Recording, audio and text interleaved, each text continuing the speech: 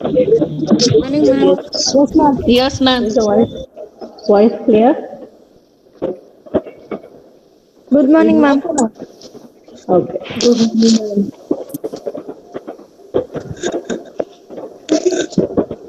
Very good morning. Somebody raised the hand. You have to want to ask any question. Yeah. Yeah. Do you have any question?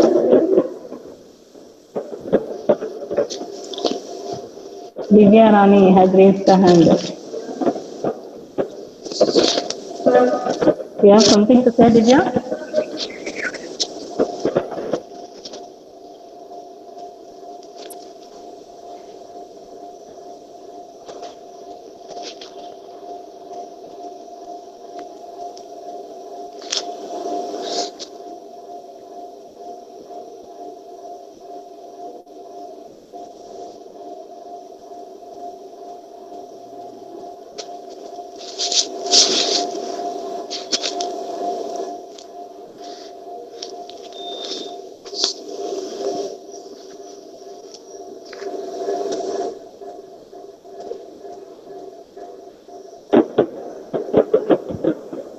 Okay. Shall we start the class now?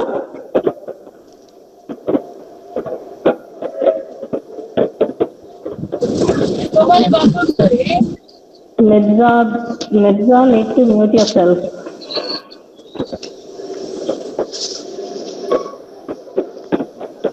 Mirza Fazil Bey, mute yourself, please.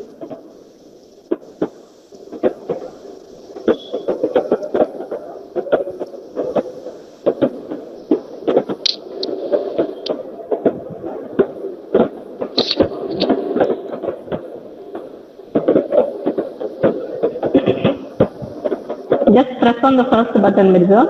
You will be muted. Press on, there are 4 buttons, right? Press on the first button. You will be on mute. It's not giving option. The first option, you see there? You press on it, you will be muted.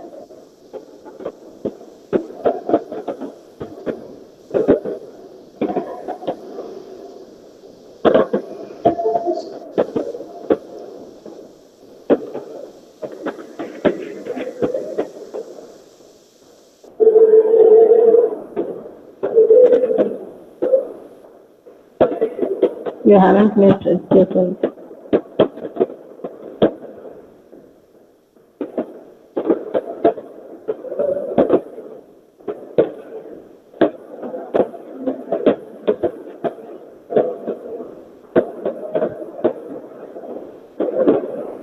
Okay. Class, I think yesterday in our previous session we were discussing on the Old English, right? Evolution of English, and then we moved on to the dialects of Old English, and we were specifically discussing one particular dialect which was very prominent during Old English period. Can any one of you unmute yourself and tell me what is that dialect which was very prominent during Old English period among the 4 dialects of Old English?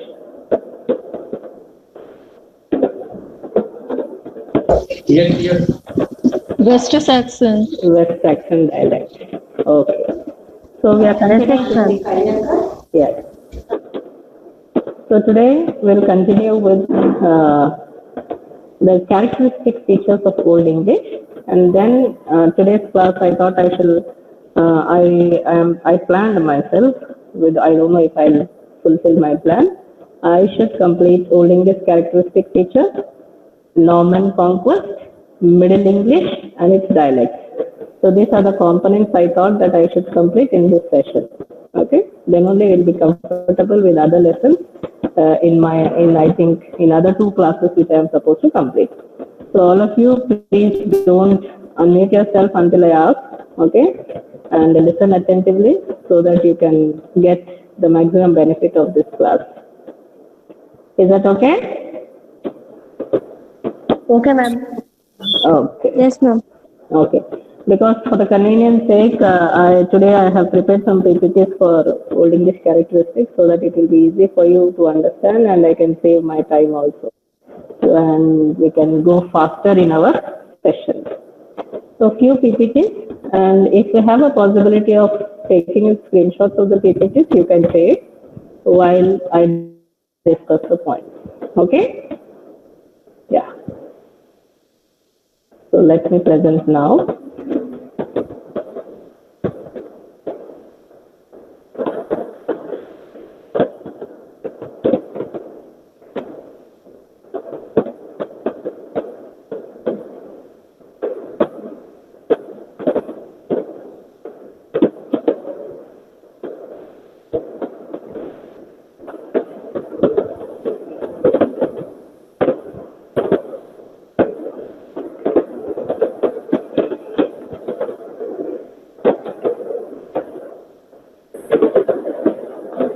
I can't see all your faces, but hope you can see me and the PPTs. If you have any problem, please let me know. Can you see the screen? Yes, ma'am. Yes, ma'am. Yes, ma'am. Yes, ma'am. Okay. Now listen to point wise. So when it comes to, we are discussing, I already said in my earlier session that there are 4 areas in which a change in language should be discussed. I already said it is spelling and pronunciation, vocabulary and grammar, right? So when we discuss the important features of Old English, these are the points which I thought I should discuss. Okay? So in general, the differences that one notices between Old and Modern English. Okay? We can say that this is Modern English and this is Old English with the help of these differences that can be noticed. What are the differences now? Specifically, the differences between Old and Modern English can be seen in terms of spelling and pronunciation, the lexicon and the grammar. Okay, lexicon related to vocabulary. So, pronunciation of Old English words commonly differs from that of the modern equivalent. Okay? How do they differ? We will take few examples. When Old English pronunciation is taken into consideration, you see here the long vowels in particular have gone certain changes. They have undergone considerable modification. And how do we say that? They have undergone considerable modification. You see the example here? Yeah, any one of you unmute yourself and please tell me how do I pronounce this word of Old English? S-T-A-N. Any one of you? Whatever you feel you can pronounce. Stand. Repeat. Stand. Okay. Okay. So, why do you say it is stand? Is it a long vowel or a short vowel? See, there is one hyphen above A, right? You notice that? There is a hyphen above A. There is a bar. Okay, there is a bar, a dash above the letter A. And letter A is a vowel, right? A vowel sound. Right? So when I say that there is a considerable modification in terms of the vowel sounds of English compared to the Old and the Modern English. Yeah, somebody, I think you need to mute yourself, please. It's disturbing baby's voice. Okay, so the Old English, S-T-A-N, is a word which is used for stone of Modern English. So the long vowel R, you see, the third letter, has undergone a modification in the Modern English. And what is the modification which we see now? When I ask you to write the spelling of stone, you are no more writing S-T-A-N, right? all of us now, as the people who know English, when somebody asks you to write the spelling of stone, we end up writing stone. So what I want to bring to your notice is that there are certain changes, okay, that took place from Old English to the modern English. And that's why we say evolution of English due to these changes. And in terms of the evolution of English, we are focusing in 4 areas of these changes. So as I said, the first point of discussion is pronunciation. How changes took place in terms of pronunciation. Now, stone, the word stone, Old English becoming stone. Okay? You see how the vowel is different. Both the words are same. Okay? Therefore, these are few examples. You notice down here, holy. See how a sound with a long A becomes O in the modern English. Okay? And see here, go, a diphthong. Bone. Okay? Row. Low. Boat. And here it becomes a diphthong. You know what is a diphthong, right? Diphthong is a vowel glide. A combination of 2 vowel sounds makes a diphthong, right? So, in terms of Old English pronunciation, we just concentrate on the changes that took place. Here, A becoming O, A becoming O, okay? A becoming O, A becoming O, A becoming love, okay? OA. So it's again a diphthong here. And see here, again it is a diphthong here. Boat. It's not boat, right? Boat. So these are few examples that can be considered for the change. Other vowels also underwent certain changes. In the above slide, we were trying to see how A becoming O, okay, and sometimes diphthong. But the other vowels which underwent changes during Old English period are, for example, see here, C-O and a long vowel, food. Here, E becoming a long vowel, keen. Okay? You see all the words here. A. Okay? Right. How. Loud. But the identity of these words with their modern descendants is still very readily apparent, which means we can see the changes very clearly in terms of modern English. So words like head, you see here, EA, and how this pronunciation ended up with the present head. Okay? See here, soul, fair. Okay? So what happened in these cases? Contraction took place. Okay? These words later took the contracted forms in the modern. So all these cases represent the genuine differences of pronunciation. Okay? So with these few examples, we can conclude saying that there are changes of Old English to the modern English, okay, in terms of pronunciation. Now look at this, spelling and pronunciation. Okay, and we can see some of the first, that look of strangeness that Old English has to the modern reader is because of the difference of spelling. And so we can easily identify that this is not English at all.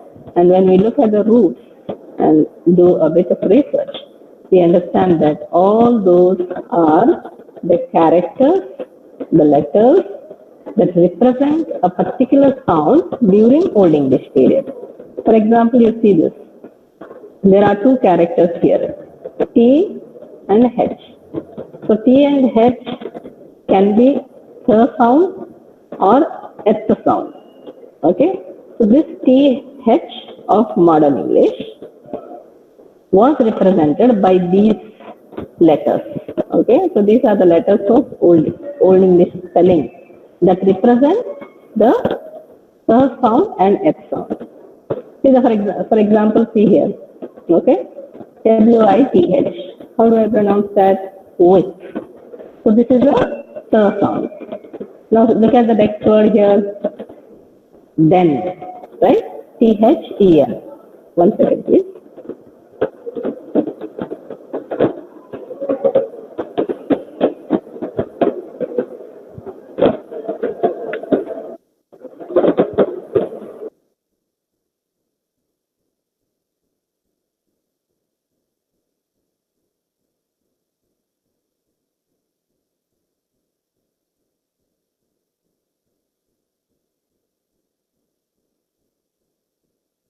Ma'am, you are not audible.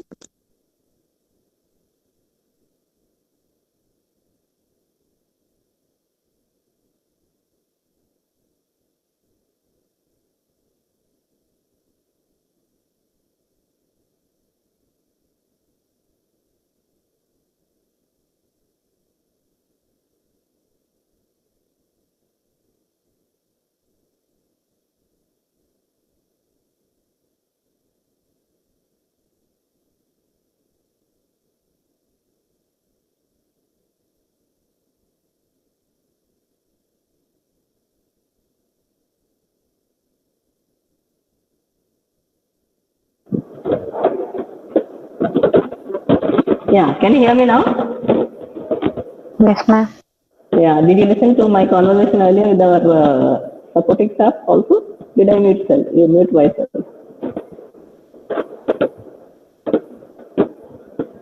Oh, you didn't understand what I said. Anyway, back to our class. So you have, now we are looking at the spelling and the pronunciation. In the earlier slides, we were looking at the, what? Only the pronunciation, right? So now we are considering both spelling and pronunciation. Now, if you take these examples of modern English, is the screen visible? Dear participants? Yes, ma'am. Yes, ma'am. Okay. Yes, madam. Okay, okay. You see here. So, you see this is modern English, right? WITH. Now, how do I pronounce this in modern English? It is with. Okay. So, this is the sound. And here, then, THEN of modern English is then, right? But see how it is written in Old English. Okay? So, Old English made use of two characters to represent the sound of the. Okay? The sound. So, these are the two characters, okay, which you see something different, are used during Old English period to represent the sound sir and the. So with, then. And now, are we using these characters in the modern English? No, right? So we no longer employ these characters of Old English. Right? So Old English characteristic features, I'm in a class please. So Old English characteristic features stands as important points to discuss how difference took place from Old English to modern English, right? So yeah.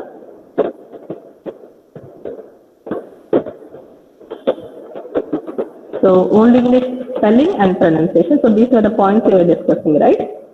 The and the. Now look at this. Sometimes it is also expressed in terms of age, as we see in the word hat. And how do I say that? See, for example, this is the diagram which is used to represent a sound of the Old English. And since the sound is of very frequent occurrence, because number of words have the same sound as, so the character contributes not a little to these unfamiliar appearances on the page. So likewise, we see Old English represented the sound of sh. Okay, you see here, you see, we concentrate on the words which are there in brackets. Okay, now look at this word, sheep. Look at this word, shoot. But see the changes here. Okay, see the writing of the letters which are represented during Old English period. Okay, so it is like SCEAT. Okay, and you see a long, you see a dash above E that represents a long vowel. Therefore, it underwent a change, which means this word should be pronounced with a long vowel. Therefore, it became E in the modern English, and it becomes U in the modern English here. Look at this and look at this.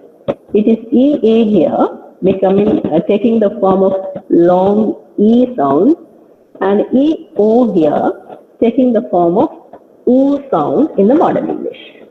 Okay, so this is the second difference. Third difference we could identify, and of course these sounds. K, you see K and C. Okay, take the example of the modern English. Kim, you see K sound here. Okay, in Old English it is represented with C, and you see here naked. Okay, K sound here, and you see the Old English C here. C was also used for the affricate now, which is spelled as TH. And what is affricate, what are bilinguals, what are dentals, what are fricatives, all those are extensively discussed, I think, by Dr. Nageshwar Rao in the lesson 16, right? So you just go to those material, instruction material, and you will understand them, what are affricates, okay? So you see here, ch. You see the word here, teach, and how the ch sound is used here. Now look at this. Those are few features which can be considered during Old English period. And a second feature of Old English that would quickly become very apparent to the modern reader is the rarity of the words that were derived from Latin and the absence of those words from French. Okay, that form a large part of our present vocabulary. To put it in simple terms, it is said that during Old English period, okay, lots of borrowings took place. And how does those borrowings take place? Because of the invasion. Either it can be French or Latin. And therefore, more words enter into the English vocabulary. So lots of words which we see now in English vocabulary are most of the time because of the invasion. And those words I will definitely discuss when I discuss Middle English. When I discuss Norman Conquest, I will try to show you different set of words that were used or that becomes part of English vocabulary because of the influence. Okay, but for now, let us confine ourselves to the character features of Old English. So, such words make more than half of the words that now we use in common use, right? So the vocabulary of Old English is almost purely Germanic, okay? Why? Because when we discussed the difference of English in terms of the branch or the Indo-European family of languages, I was focusing on the point how West Germanic English is a part of the West Germanic or Common Germanic. So the large part, and of course the tribes, the Germanic tribes, and how the Saxon dialect becomes an important dialect of those particular tribes. Okay, and then because of Saxons and the angles, right? Angels or angles, and why they are called as angels? Again, there is a story about it. We will see it when we discuss the normal conquest. So a large part of this vocabulary that disappeared from the language, when we see that happen when the Norman conquest brought French into England, which means when due to Norman conquest, because of the invasion of the French people on the English soil, we see French conquest or the Norman conquest brought lot of French words into English vocabulary. So, what happened now? With the help of the Norman conquest had its influence on the English land, and therefore language of higher classes is seen as the French. And much of the Old English vocabulary or the farmers or the common man language is seen as English. So much of the Old English vocabulary that appropriate to literature and learning died. Why? Because of these borrowing of terms. Borrowing of terms from the influences. Okay, invasions. Specifically, we have lots of borrowing in English vocabulary from French and Latin.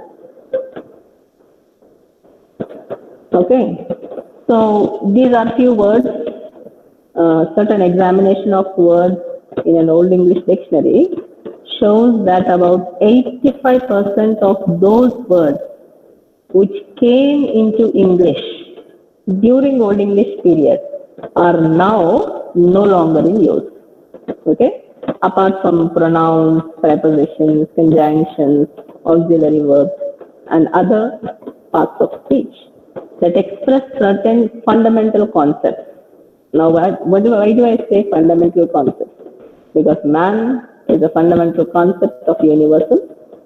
Wife, woman, child, house, okay, all these are certain fundamental concepts. Okay, so apart from the pronouns,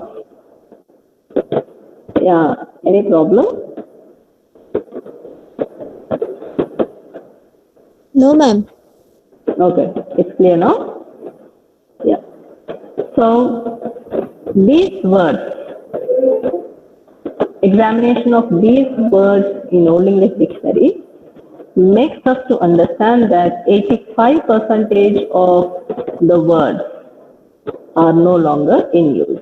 But the fact is that a considerable part of vocabulary of Old English is unfamiliar. Unfamiliar to whom? The modern readers. Okay?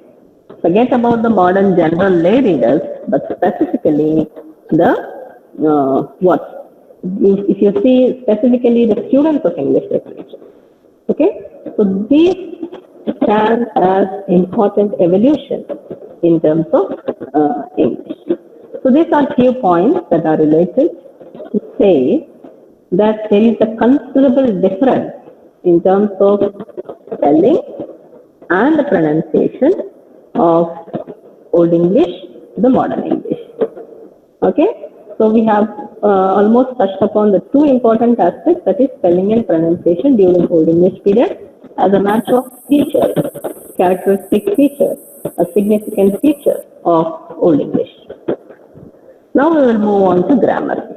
Okay, this stands as the third and a very most fundamental feature that distinguishes Old English from the language of today.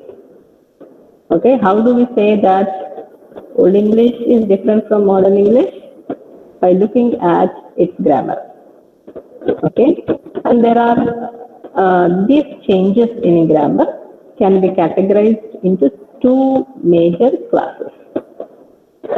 So, inflectional languages, okay, fall into classes. And what are those two classes? Number one, synthetic, and number two, analytic. So we can say English, or we can categorize, okay, or we can distinguish English as a synthetic language, English as an analytic language, okay. And what is synthetic? A synthetic language is one that indicates the relation of words in a sentence largely by means of inflection. Inflections are the changes. Okay? So how do we classify that a language is a synthetic language, or how do we say that the present grammar of English is synthetic? This is one aspect that we can identify and say that the relation of words in a sentence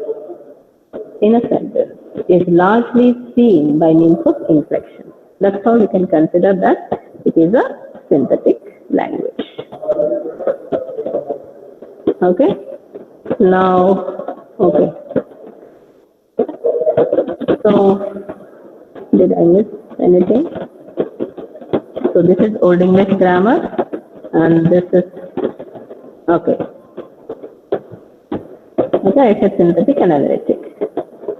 Now, in case of Indo-European languages, okay, most commonly they take the forms of endings from the noun, pronoun, adjective, and the verb.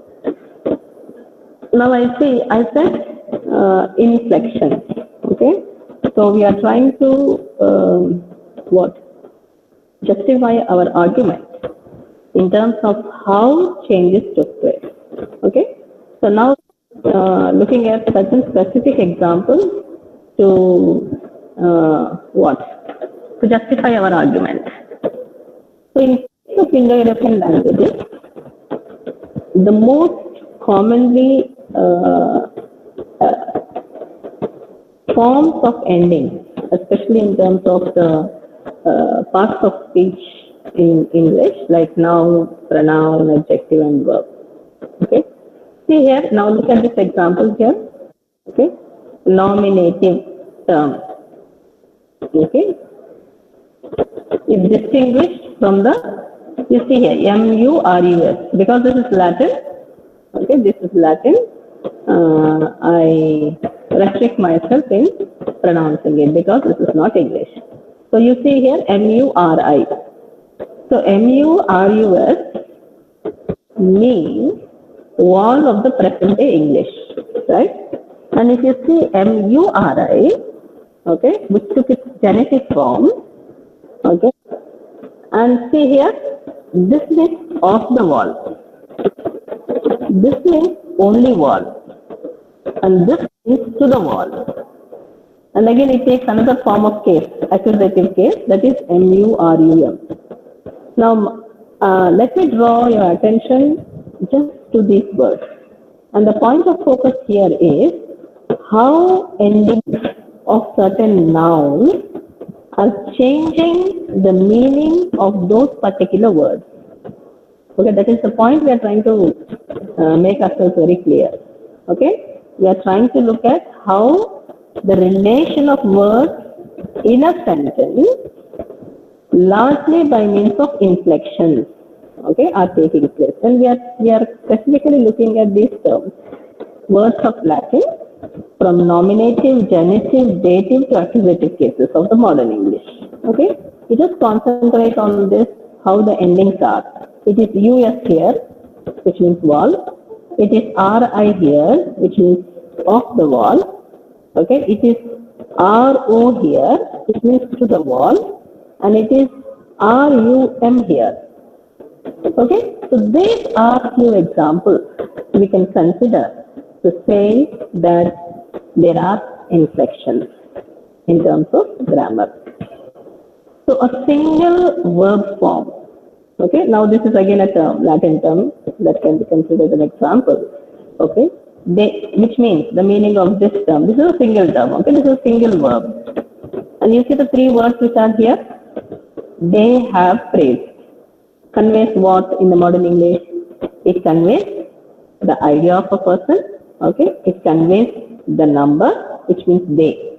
Okay, it is also conveying the tense, the past. Okay, praised, ed, ending. Okay, so when this single verb form conveys in three words of the modern English, that conveys the idea of a person, that conveys the number, that conveys the tense, along with the meaning of what? The root.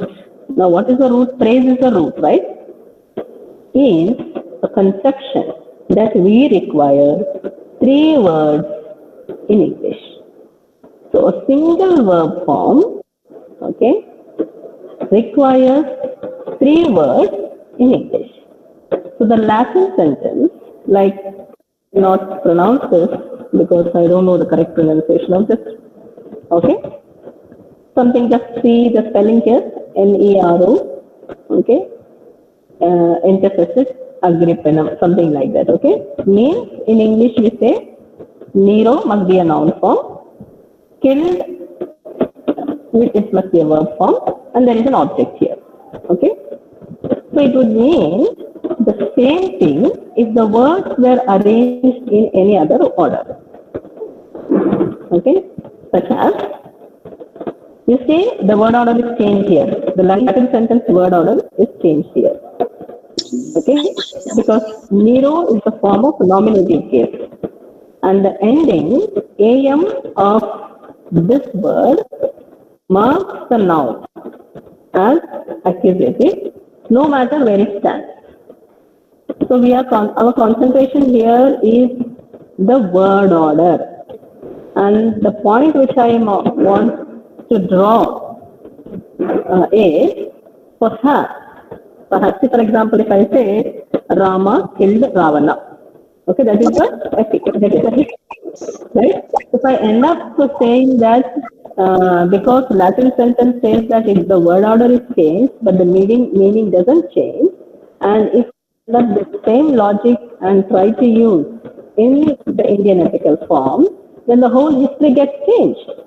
Okay? If I change that word into a passive sentence, for example, if I say Rama killed Ravana, is the word order.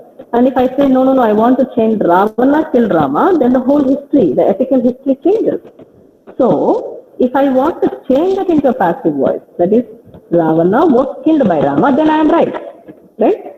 You see here, which means here there is a danger of three word order in the Old English. Okay? So, let me, I got a cup of tea, I use my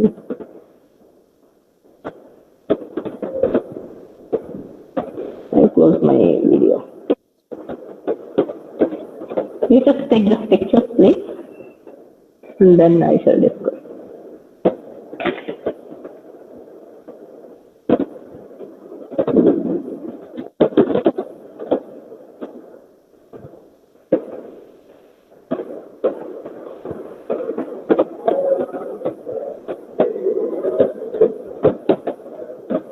Yeah, I am having a cup of tea. You please take that and continue my class.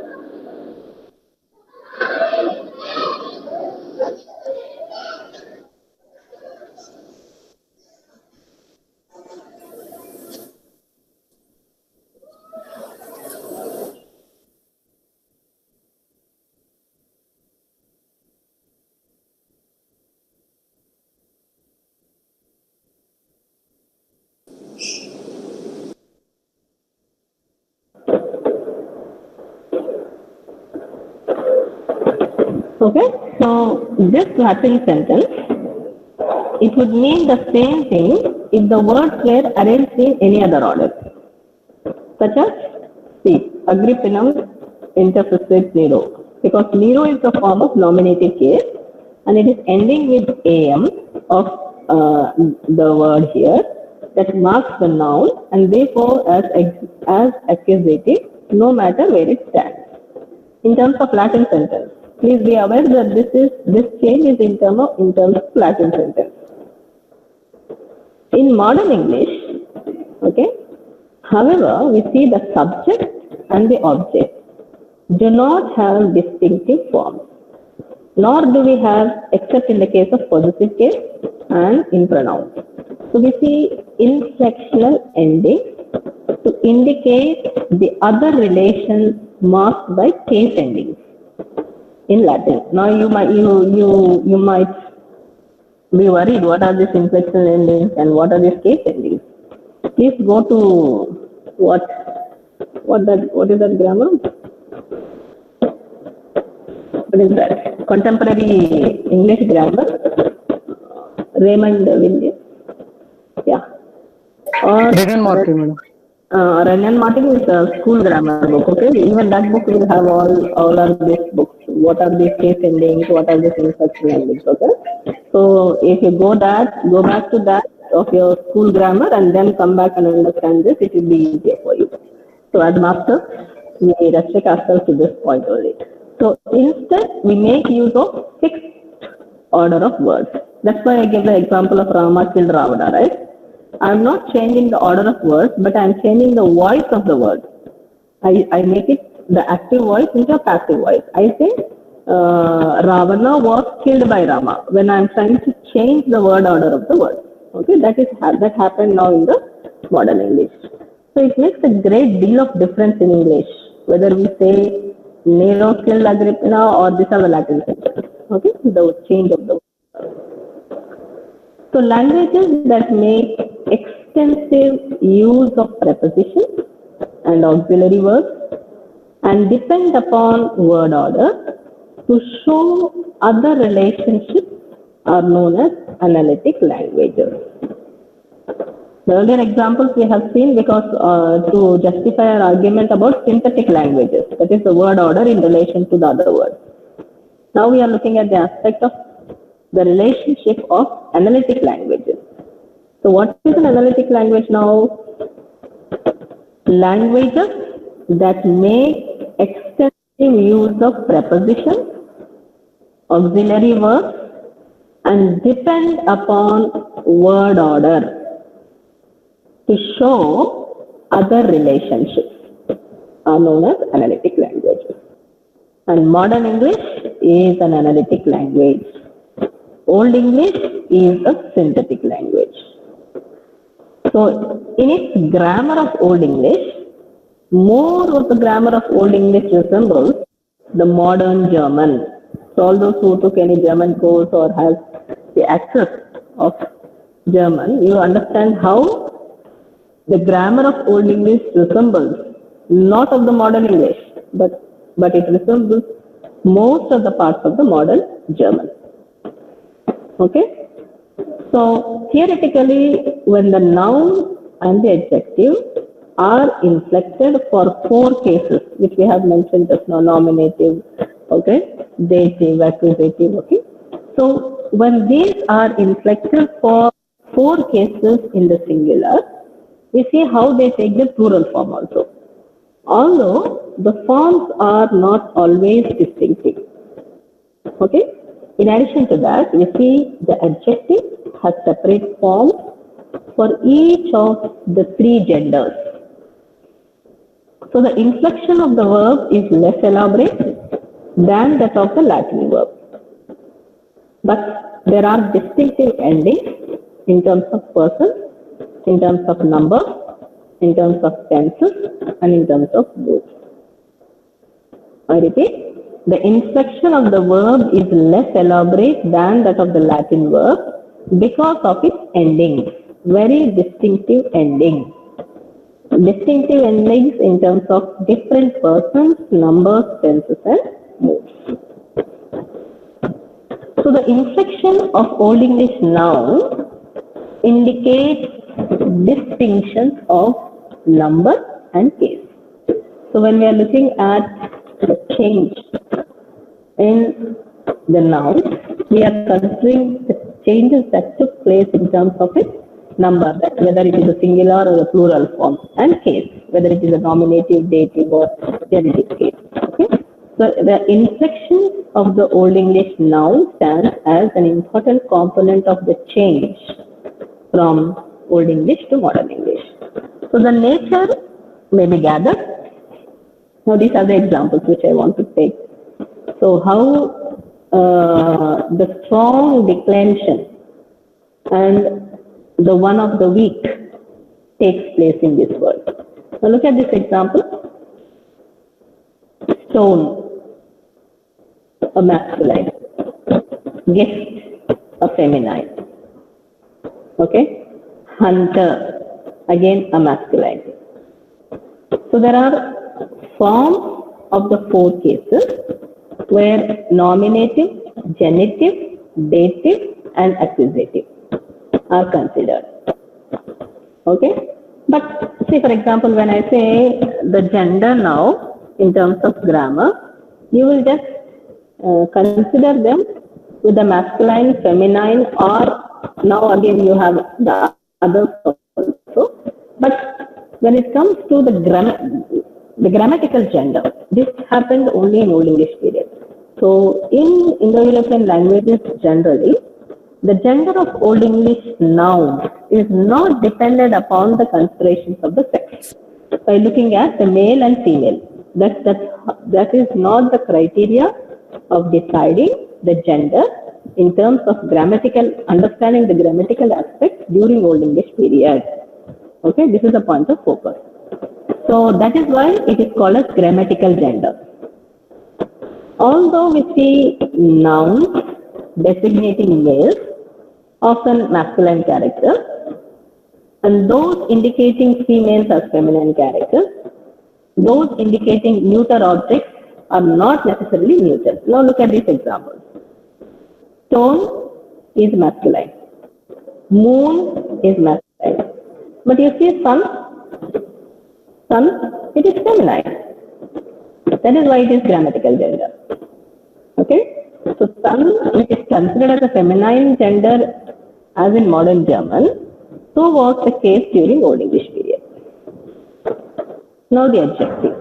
This is another important feature of the Germanic languages that had the development of twofold declension of the adjective. One, the strong declension that is used for the noun. Okay? So when the stem is short, the adjective ends in U, as in the nominative singular of the feminine, and the nominative and accusative plural of the neuter gender. Okay? So this apparent irregularity of the strong verb is happening due to one important fact, that the verbs of this type, okay, are much less numerous than the weak verbs. So in Old English, if we try to exclude the compounds, there were only around 300 of them, and even this number falls into several classes. So within these classes, we have a regular sequence of the change. Changes of what? Changes of the vowel in terms of the root word. I gave you many examples of how vowel changes took place, right? When I discussed the first few slides of spelling and pronunciation, right? O to R to O. Hello, all of you are following me? Yes, ma'am. Yes. Okay, okay. Because when all of you are silent, I am not aware what is happening with us. So nowadays we see how these verbs generally. Excuse me, ma'am. Yeah, doubts at the end. You have any doubt now? Yeah, ma'am. Nominative, genitive, declarative in that. Those cases, I already said that you have to go back to your school grammar book. What are those cases? Yeah. And then you come back to this slide, how those changes took place. Then you will understand it, okay? And this is not a platform that I have to discuss what is a genitive case, what is a nominative case, okay? Yeah, please look at the grammar book. Sorry. So, nowadays, these verbs, generally speaking, have different vowels in the present tense, the past tense, and the past participle. So, in some verbs, you see the vowels of the past tense and the past participle are identical. Now, take these examples now. You see, break, broke, broken. Now, break is a verb, right? Broke is a past tense. Broken perhaps is a past participle. Okay? So, present tense to past tense. So, when we consider the verb now, generally speaking, we have different vowels. See, for example, A, O, right? Of the past tense and the past participle. But sometimes, in these three forms, we have identical also. Now look at the second set of examples which I made here. You see here, in modern grammar, you see bed, bed, bed. Same word, same verb has the same vowel sound for present tense, past tense, and the past participle. Okay? So, these are the few points we see how change took place in terms of its grammar. The fourth aspect of the feature that can be discussed in terms of Old English is the resourcefulness of the vocabulary. So, when our means are limited, we often develop unusual resourcefulness in utilizing those means. And such resourcefulness we see lost during Old English period. So the language in this stage particularly shows flexibility, a capacity for bending old words to new uses. So by means of prefixes and suffixes, a single root is made. A single root is made to give us a variety of derivatives. And the range of these is extended with number of words that are used as compounds. Okay? So the method that I am trying to put before you are in the form of examples here. Okay? So the word mood, the word heart, the word mind, spirit. Okay? Words like boldness, courage. You just look at this word. From these words, so here mood is considered as a mental state of mind. Okay, mental state of mind that represents something like the spirit, something like heart.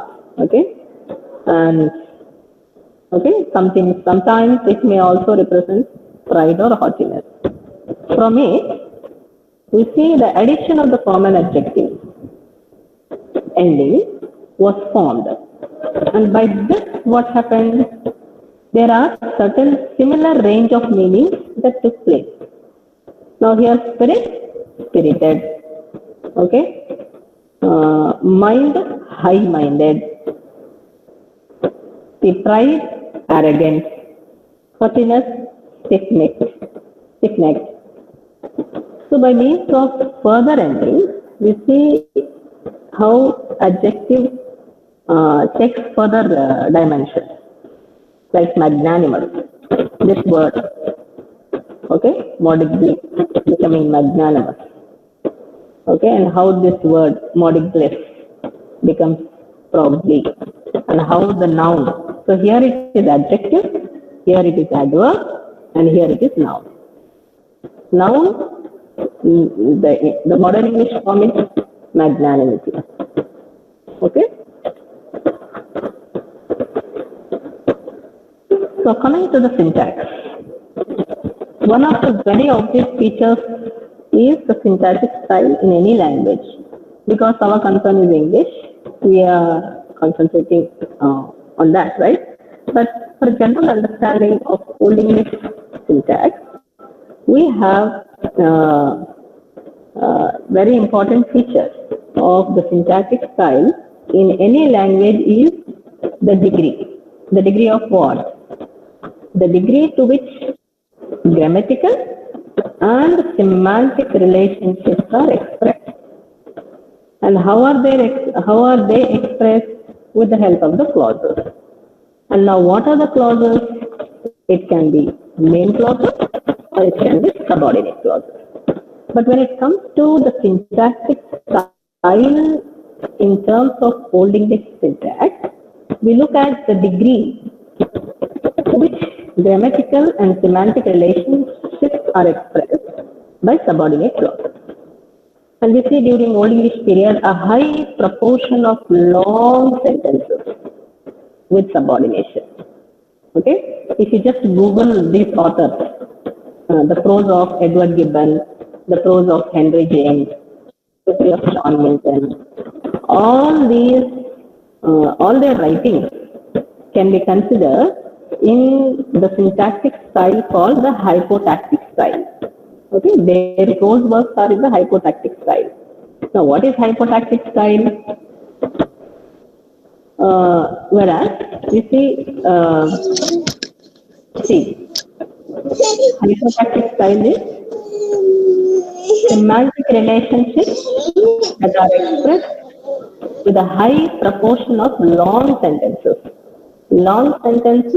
with subordination. Okay, all these are seen in the prose writings of these authors.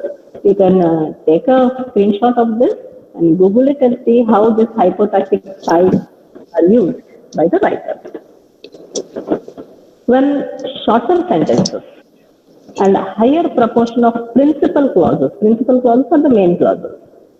Okay, when shorter sentences and more main clauses are used, we say that it is a parotactic style. When there are more subordinate clauses, high proportion of long sentences with subordinate clauses, we say that it is a hypotactic style. And the works of Milton, Henry James, Edward Gibbon. So, yeah, somebody needs to mute yourself, please. I could hear a baby voice.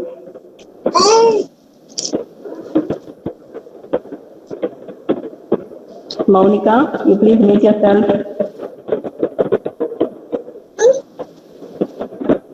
Maunika, Keshavulu. Both of you please mute.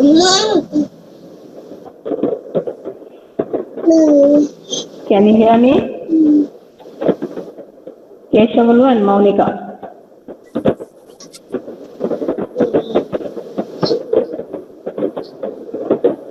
Maunika and Keshavulu, please mute. Okay, so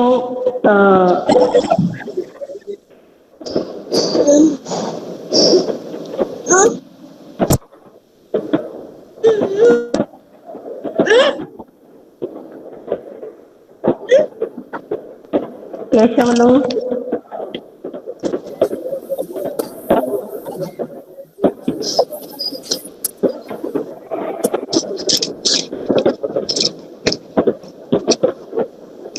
Keshavulu and Monica, please mute yourself.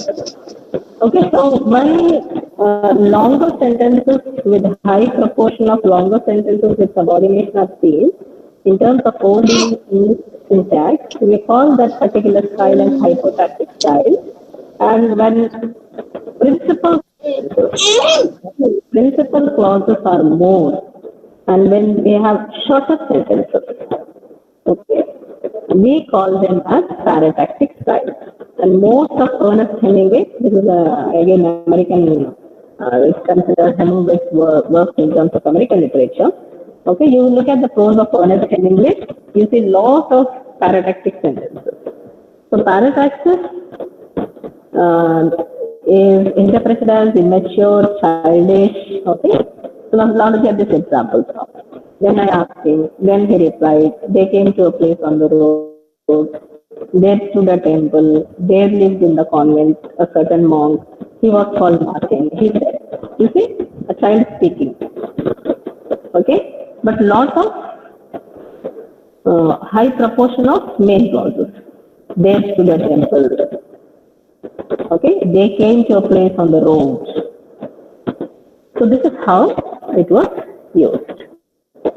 So there are clear differences in our modern perceptions of Old English, written in terms of parataxic style, and Old English written with many clauses.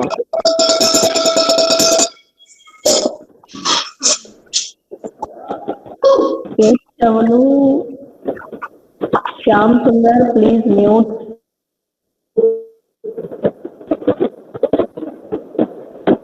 Shyam Sundar, please mute. Okay, so when we look at these points during Old English period, we can make the clear differences in our perception of how Old English is written in terms of parataxic style, and Old English that is written with many embedded clauses. So the problem is in determining what, whether a particular clause is independent or subordinate. How do we identify that that this clause is an independent clause or a subordinate clause? By looking at its word structure. Words that do the subordinating. And this is very often we see how these features are explicated in terms of Old English, right? So we can conclude that Old English, this particular sound, that beginning of a clause can be either an adverb translated as then and then introducing an independent clause. Or we can also say that subordinating conjunction translated as when and introducing a dependent clause. Okay, so ongoing research. See, having seen the changes, as I started my class, I told you that we can identify that there are 4 important changes to say that there is an evolution of English from Old English to Modern English. And those 4 changes I said is spelling, 1 is spelling, 2 pronunciation, 3 grammar, and 4 is the vocabulary. So this is the last aspect in which we were trying to look how these changes took place, right? And then still we need certain research. Ongoing research in this subject promises us to revise our ideas. Revise our ideas of what? Grammatical, semantic, and rhythmic relationships. Because I said hypotactic and paratactic, right? So as per the resources available now, we are under the impression that these are the features of Old English syntax. More and more ongoing research in this area will definitely help us to understand or to revise our ideas of grammatical, semantic, and rhythmic relationships in Old English work and in Old English prose. So with this, I am through with the features of Old English. Okay. Features of Old English. Now, what I want to do is, I will come to Middle English. Okay. Because we have very little time.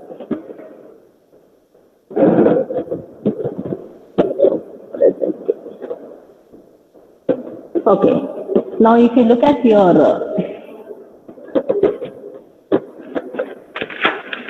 all of you, if you have an instruction material in front of you, you please open them and look at the table of contents. Shyam Sundar, please mute yourself.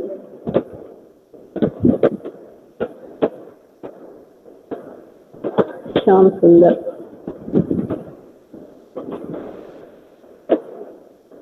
Okay, so please, mute yourself, Shyam. Madam, I already muted, sir. Now you mute. Okay. Now, hope all of you have the instruction material in front of you. So just look at the table of contents. And in the table of contents, you see lesson number 1, origin of language, we are through. Lesson number 2, Indo-European family of languages, we are through. Lesson number 3, outline history of Old English. okay, where I mentioned the Indo-European family and then I said about the descent of English. Lesson 4, we were looking at the features of Old English, which we have completed now. Okay. The next point of sixth lesson, that is an outline history of English language from middle to modern English. Okay. That comes after the Norman conquest. Now the lessons after this will not take much time because the first 4 lessons are very specific in terms of understanding the entire scenario of English. That's the reason I took a lot of time to make you understand. And from now, the lessons would take very little time and it would be easier because comparatively, I need to draw your attention to the very significant aspects of Old English. That's the reason I think we were taking more time in that particular lesson. But hopefully, so this is my third class, right? I still have 2 more classes with you. Is that right?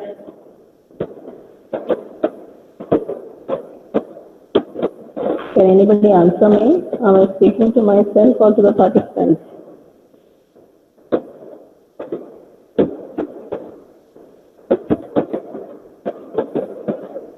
Yes, Madhavi says yes. So, I think as per the timetable, tomorrow is my last class, but we missed 1 class of the Diwali class, right? And if I am communicated for that class, I shall do the last 3 lessons, that is 13, 14 and 15 in my last session, okay? And today I will try to finish 5 and 6. Tomorrow 3 and in my last session 3. So let us not waste the time and now move on to the Norman conquest. Please listen attentively because I did prepare PPTs for the Norman conquest and because this is a history, it would be easier for you to describe the history of Norman conquest, okay? Just listen attentively. So now we are moving to Middle English. Norman conquest is part of Middle English. So the following lessons are also interconnected. Okay. I have how much of time? 12:40, 12:12. Okay.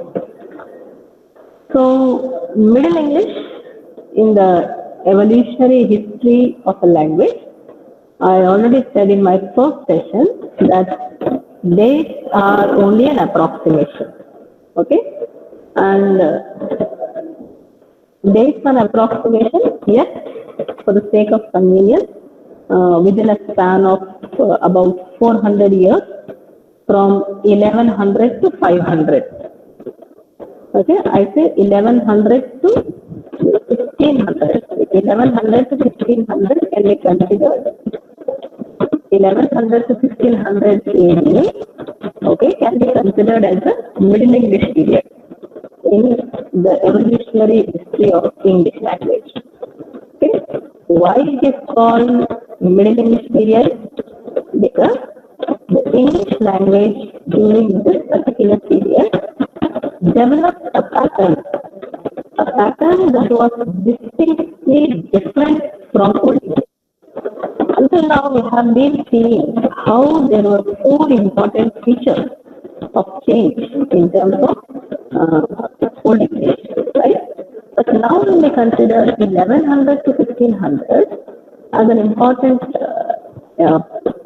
area of study in terms of language, one very important factor that adds to Middle English is the Norman conquest.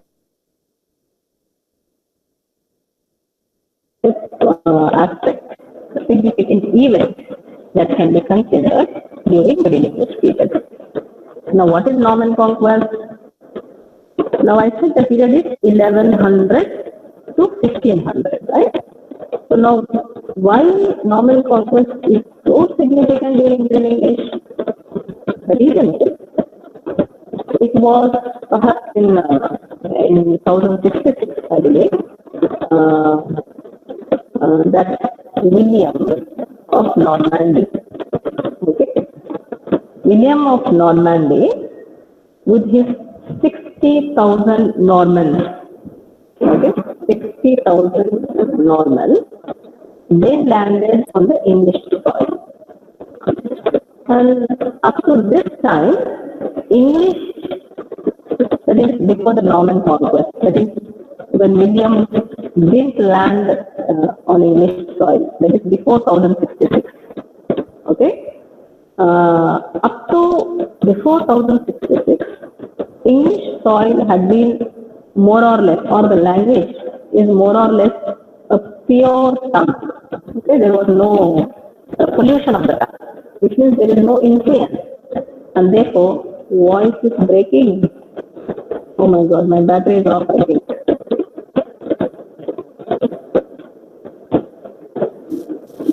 Your voice is breaking, ma'am.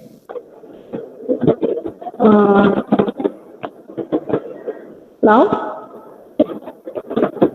is it okay now? Okay, ma'am. Yes, ma'am. Okay. Yes, ma'am. Okay. So, I said, did you listen to William of Normandy? Yeah, I will repeat. So, 1100 to 1500 AD is Middle English period. Okay? And the important factor of Middle English period is the conquest. Which conquest? Norman conquest. Okay, now what is the true importance of Norman conquest during Middle English period? Is, say for example, when William of Normandy, okay, a place name, he came along with 60,000 Norman soldiers, okay, to the English soil. And until that is before 1066, English had been more or less a pure tongue, okay, with a sprinkling of Latin, a sprinkling of Celtic words, and a sprinkling of Danish words. And afterwards, we know that it has become a hybrid language with all these influences. So the French influence had begun to be felt in England much earlier than the Norman conquest. Of course, with William of Normandy, it was more on the English soil. The English king, the point which I am trying to say is, before Norman conquest, how was the French influence on the English soil, that is on England? So the English king, Edward the Confessor, that is, this is a period between 1042 to 66, had a Norman mother, okay, Norman mother, and he was brought up in Normandy. Normandy is the northern province of France, and he was proclaimed the King of England in 1042, though he was almost a stranger to the language of the land, that is in England. And he brought with him a group of Normans, and Norman French was very freely used in the king's court. And the infiltration of the Norman French had reached England. Infiltration of the Norman French had reached England much before the Norman conquest. And the language that William, Duke of Normandy, brought to England was the French spoken by the Normans in France, and not the French of Paris, as Urdu, Hindi of Hyderabad and the Hindi of Delhi. Okay? So the language that William, Duke of Normandy, brought to England was the French spoken by the Normans in France, and not the French spoken by the people of Paris. So the Normans were originally Scandinavian Vikings who had settled in the northern part of France. And what happened in course of time is the French king recognized their right to occupy the north France. And they in turn acknowledged the French king as their sovereign. And therefore what happened? The Normans adopted the ways and customs of the French, and they used the French language with certain modifications. And it was this variety of French that Normans were trying to bring to England. And it is generally believed that William was very oppressive ruler, and of course that was not totally true, because William did not despise English, nor William forbid English in his private affairs. In fact, it took very It's very painful to acquire some knowledge of English, and we see how the Anglo-Saxon Chronicle, under the name of Peterborough, okay, continued to be written during King Stephen time. Can you hear me? Yes, Yes, ma'am. ma'am. Yes, ma'am. Okay. So French became the language of king's courts, nobility, learned profession, and law courts. So what I'm trying to say is that through Norman conquest, by William bringing 60,000 Normans on the English soil, Nice explanation, ma'am. he brought land.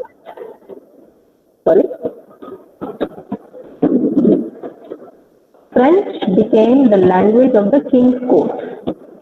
How did it become a language of king's court? Because of the Norman conquest.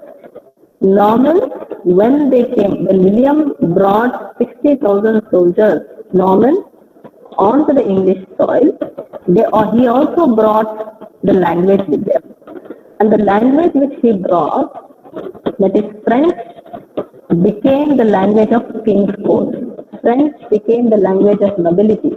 French became the language of law. French became the language of learned professions. And it was also the language of Anglo-Saxons, who thought that it is honor to be in the court. So William placed Normans in very important government positions, very important social positions. And therefore, by doing that, what happened? William tried to create a new nobility. And he placed Norman clergy in very loftiest positions in the church. Okay? And you see how cumulatively the attitude of the king and the presence of the Normans on English soil brought entirely a different linguistic situation. So perhaps for nearly 200 years, you see, England remained distinctly a bilingual nation. Bilingual is two languages. Upper classes using French, and the lower classes, so-called quote-unquote lower classes, consisting of farmers, consisting of herdsmen or other rural dwellers, they spoke English. So originally, during Middle English period, due to Norman conquest, and thanks to William, because he brought his Normans along with him, and therefore he brought his language also. And French occupied a very important position during Middle English period that was used by the upper classes. And the lower classes, like the farmers, herdsmen, okay, rural dwellers, they started speaking English. So in this stratification of the society, after the Norman conquest, the Normans were the high men and the English were considered as the low men. Okay? And this was described by Robert of Gloucester in his work called Chronicle that came in 1300. So this bilingual situation gradually began to ease into a fusion of what? English and French. So the necessity of communication, the necessity of intermarriages between the two peoples brought a lot of change in the linguistic aspect. So early in the 13th century, we see a very important event which contributed greatly to re-establishment of English in England. Okay, so we see how this particular aspect, okay, brought a lot of changes in Middle English period. So at the close of 13th century and the beginning of the 14th century, there were clear distinctions that French language was losing its claim over England. Okay, why?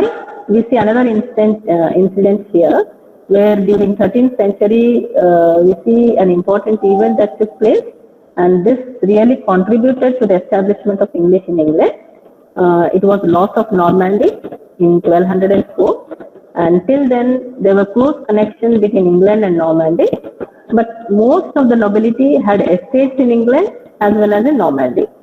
But ties with Normandy were severed when King John of England, who stands 7th in the Norman line, was driven from Normandy. that is in 1204. Okay, and therefore the Norman nobles were compelled to make their election between the island and the continent, and this paved the way. I think during 13th and 14th century, we see that French language was losing its claim in England, and perhaps in 1362, the Chancellor opened the Parliament. The Chancellor opened the Parliament for the first time, and the first time in the Parliament, the speech was in English. And we see subsequently, that is after 1362, because I made a mention that Middle English is between 1100 to 1500, and I'm drawing your attention to the events that took place during this particular period, and our focus was on the Norman conquest initially, and then we moved on to how it lost its significance, and how in 1362 the first Chancellor opened the Parliament for the first time, and he addressed, and his speech was in English. And subsequently we see how King Edward III gave his assent to an Act of Parliament. And this Act of Parliament allowed English to be used instead of Norman French. Okay? French before this was the language of the nobles, the language of the court, the language of the upper classes. But when English Parliament was established, when King Edward III gave his assent to an Act of Parliament, they allowed English to be used instead of the Norman French. Okay, so finally, I think in 1399, we see Henry IV seized the English crown, and England, for the first time after the Norman conquest, acquired a king whose mother tongue was English. Now, after 1399, okay, Henry IV becomes the King of England and coronates himself with the English crown. And for the first time after the Norman conquest, we see the mother tongue English being used on the English soil.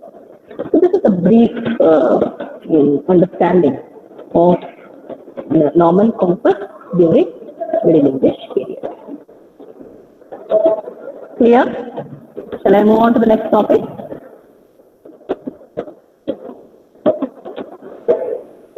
Or are your minds are heavily loaded?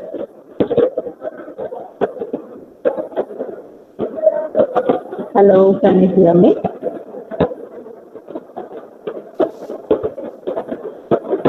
Anyone of you please answer?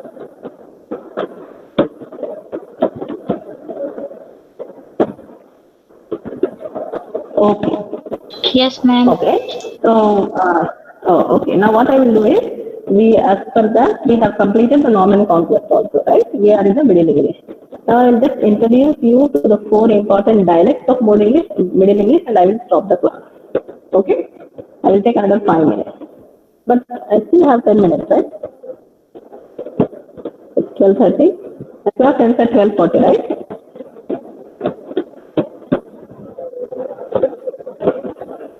Okay. Yeah, I will just introduce you to the Middle English dialect. If you have a pen and pencil or the paper in front of you, I will try to interact with you. So, after English becoming the mother tongue with the King Henry IV in 1399, during Middle English period, we see there are many dialects that came forth during Middle English period. Okay? And one of the very important striking features of Middle English was its diversity of dialects. Okay? And as in Old English period also, in my earlier session, I made a point of 4 important prominent dialects that were used during Old English period. So also, now, during Middle English period, we have 4 principal dialects, not PLE, PAL. Okay? There are 4 significant dialects of Middle English. I'll just put it on the message box here, just for your convenience. Oh my God.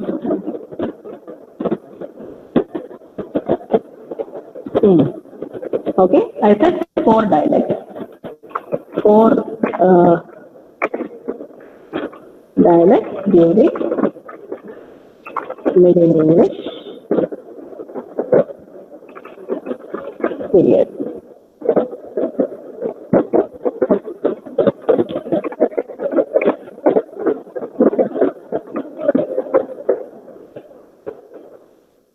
Hello, ma'am. Okay.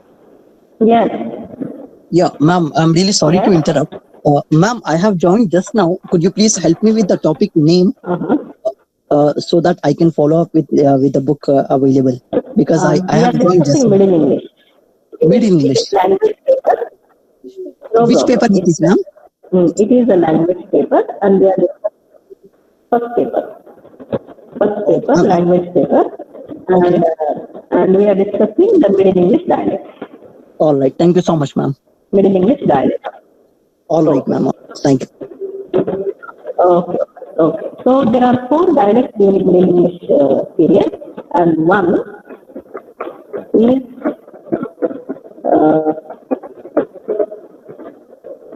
Northern. Okay. CHERN. There is a letter there. Northern. Number 2 is West Midland. Number 2 is West Midland. West Midland dialect. Okay. First one is Northern dialect. Second one is West Midland dialect. Number 3 is East Midland dialect. East Midland dialect.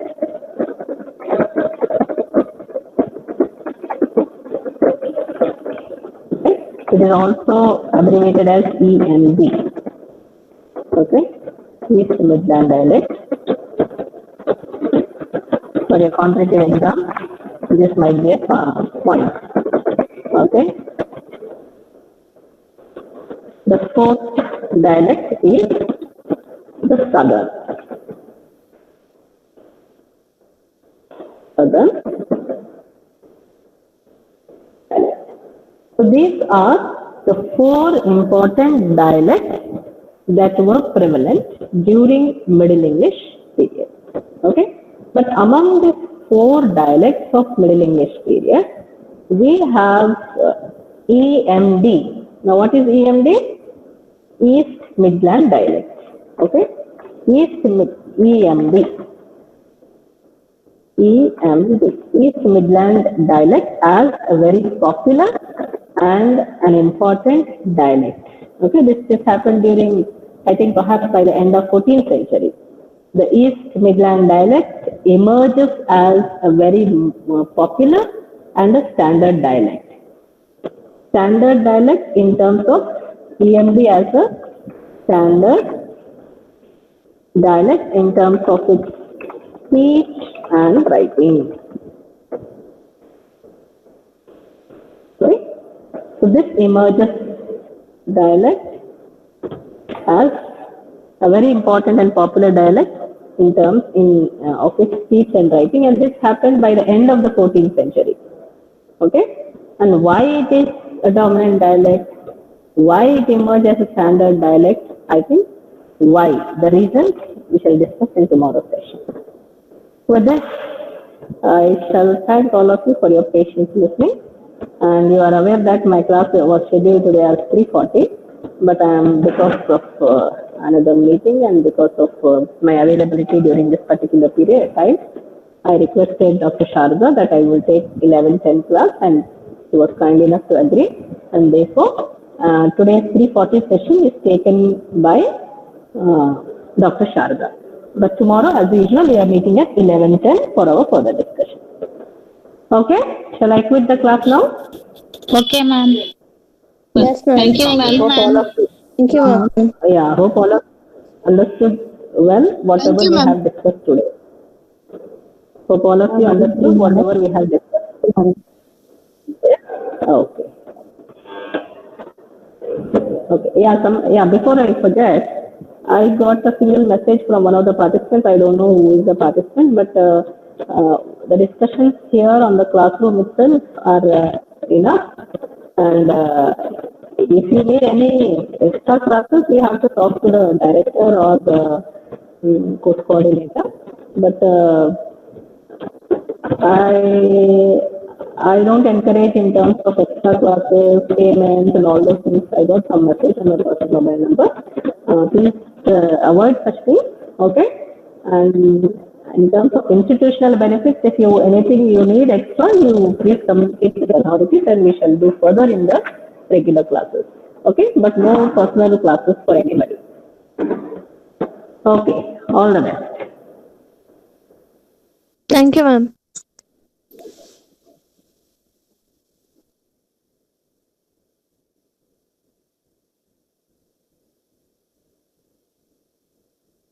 Guys, now which class do we have?